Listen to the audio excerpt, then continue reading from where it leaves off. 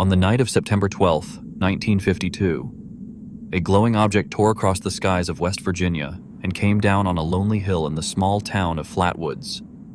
What followed has become one of the strangest close encounter cases in American history, a story of fire, fear, and a creature unlike anything anyone had ever seen. This is the Flatwoods Monster.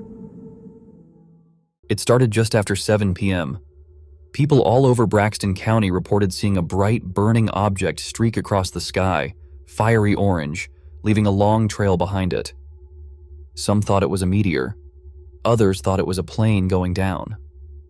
In Flatwoods, brothers Ed and Fred May and their friend Tommy Heyer were outside playing when they saw the object arc downward and disappear behind the trees on a hill owned by a local farmer. They ran home to tell Ed and Fred's mother, Kathleen May.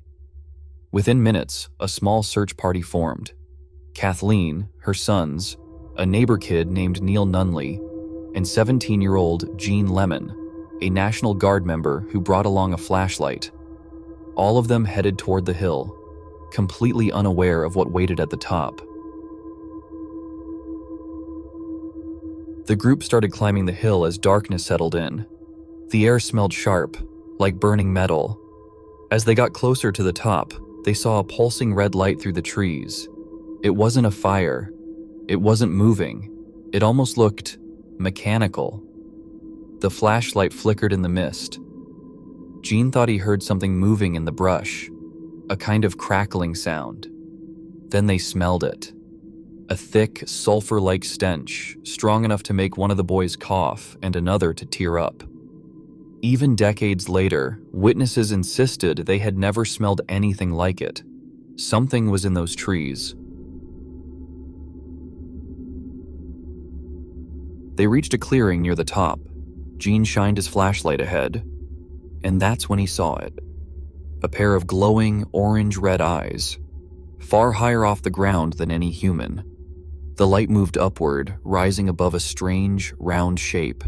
The beam illuminated a 10-foot-tall creature, a dark, spade-shaped head, a glowing hood-like structure behind it, a body shaped almost like a metallic suit, with long, dark arms hanging at its sides. Kathleen later described it as having a face that was blood red, with eyes like portholes on fire. Then the creature floated toward them, not walking, not stepping, gliding. The group froze in terror.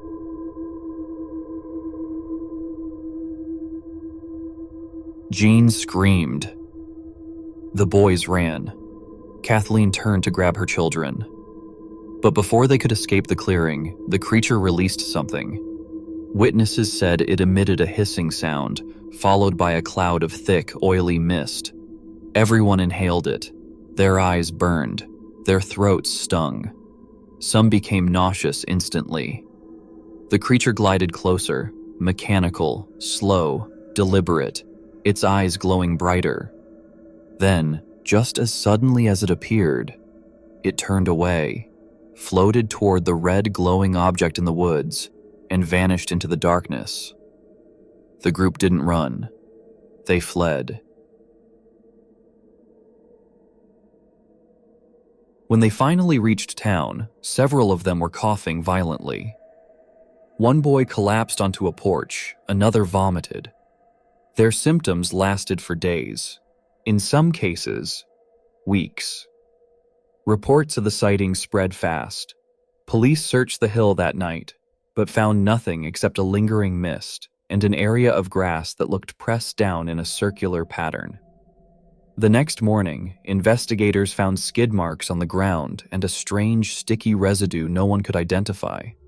Locals insisted the area smelled like burning metal for days. Newspapers dubbed it the Flatwoods Monster.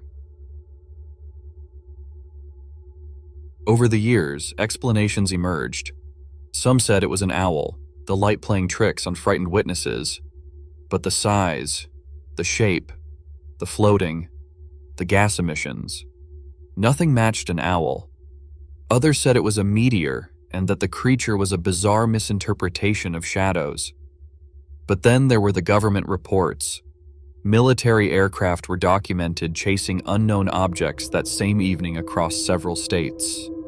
Some researchers believe the Flatwoods creature was not biological at all, but a damaged craft, a machine, and that the monster was actually a pilot in a protective suit.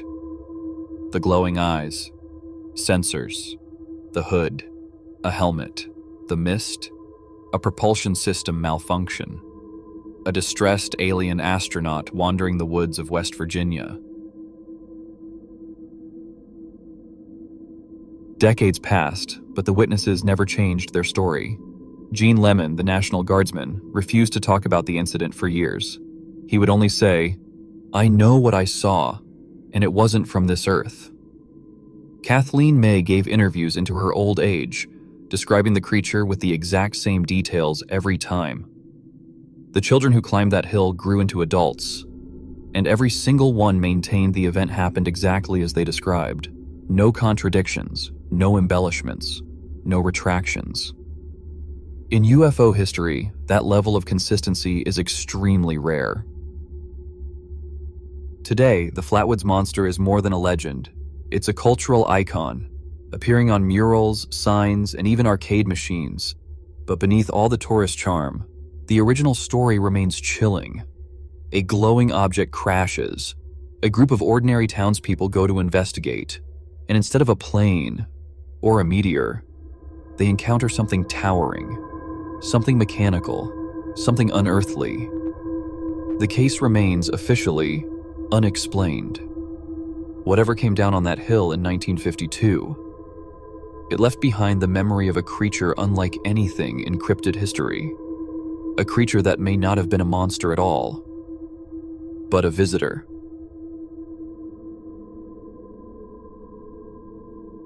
Whether you believe the Flatwoods Monster was an alien, a machine, or something no one has ever classified, the story has survived because the witnesses never backed down.